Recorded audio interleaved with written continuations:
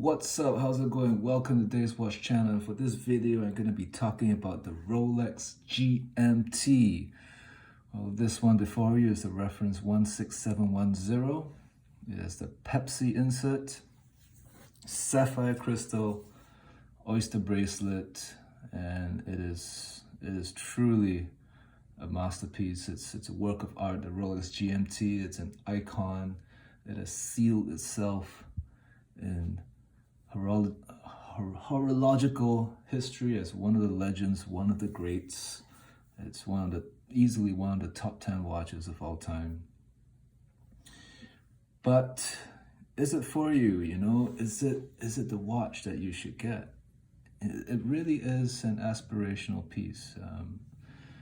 In my opinion, I remember growing up in the 90s, and the Rolex GMT was actually the first. Well, it wasn't the first Rolex I saw, but it was the first Rolex that I saw which was advertised. I think I saw it in magazines and bus stations, and Rolex was marketing the Rolex GMT. And if you look now in the secondary market, and if you want to buy a Rolex, the GMT commands a premium over the Submariner.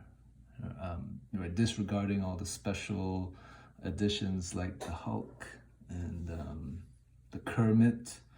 In general, the basic GMT is going to cost maybe, I'd say 15% more than the basic Submariner. And is it worth it, right? Does it warrant, that extra premium? And why do I think people are paying more for the GMT? Well, I think the Rolex GMT, first and foremost, it's got color. It's flashier. It's just more eye-catching. It's a prettier watch compared to the Submariner, right? The Submariner is only black and white, right? There's no, right? We're just talking about the basic Submariner. It's just black, white, and steel. Right, it's a very serious looking watch. No nonsense, professional tool watch. Right, that's the Submariner. With the GMT, on the other hand, right, there's the GMT hand, and it's colored. Right, and I appreciate that. Right, it's eye-catching. It's a little more lively, a little more animated. But it comes at a price, and is it worth the premium? And in my opinion, I have to say no. In my honest opinion, right, I think the GMT Master 2 is a little bit too expensive. Right, both the Batman and the Batgirl. Right, they should be priced the same as the Submariner.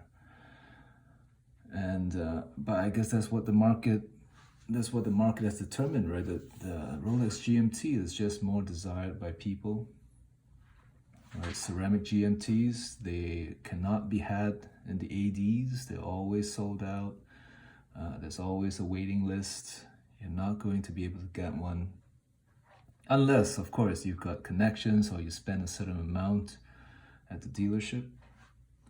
But regular people, they just can't walk in and spend the money and go get one. And on a side note, right, a lot of people are wondering, why is Rolex playing this game? Why don't they just give the people what they want and take the money? Well, I will say that Rolex knows what they're doing, right? Rolex, of course, they could easily just flood the market with, all the desired sports models. But what ends up happening is that you lose that exclusivity, right? It's no longer special, right? If every Tom, Dick, and Harry can get their hands on a Submariner, GMT, or Daytona, it doesn't do much for the brand. It hurts their brand.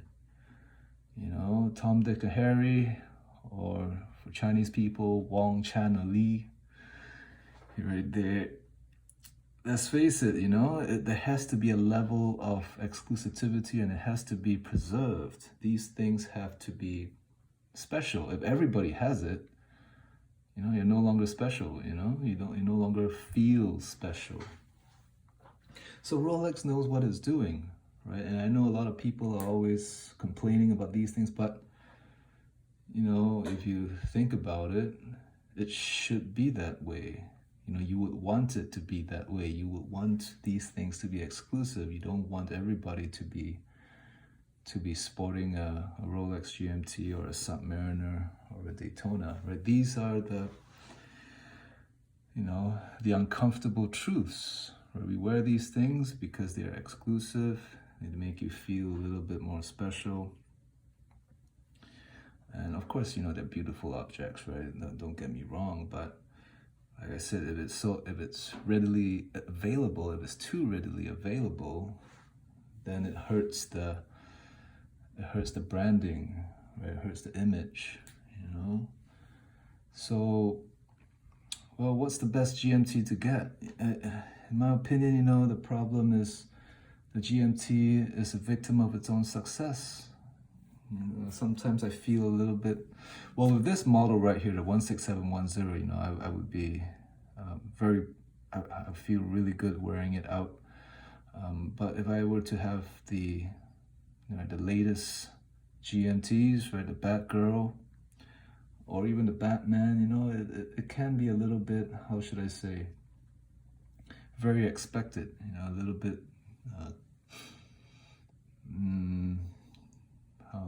basic, I guess, right? Like it will be the women's equivalent of the Chanel flat bag, right? Every basic girl wants a Chanel flat bag, and that's the same with the Rolex GMT or the Submariner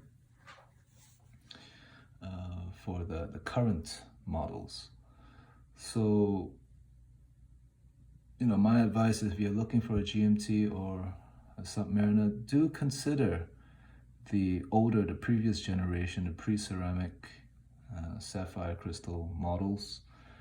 I think they will likely fit, if you like the ceramic models, hey, just go for it. They're beautiful watches too. But if you are a little bit more, if you're a little bit more discreet, you want a little bit more, you're a little bit more reserved, you want to hold back a little bit, then do consider the previous generation GMTs and Submariners, and will probably save you a couple of dollars too. All right, so anyway, that's just my humble opinion on the Rolex GMT. It's a victim of its own success, and prices are still holding strong. A watch like this with papers, right? People are asking for 16,000 Canadian, or I don't know what's that in US dollars, maybe 12,000 US dollars or so. So they're expensive, and I don't really see them dropping in value. They're probably gonna go up a little bit more. I guess I just can't see it going any higher. I don't know, guys. I mean, it's pretty crazy. Like this watch right here, it just it never ceases to amaze me how much people are willing to pay for it. Okay, anyway, thanks for watching. You made it this far. I'm Dave, and have a good day. Bye.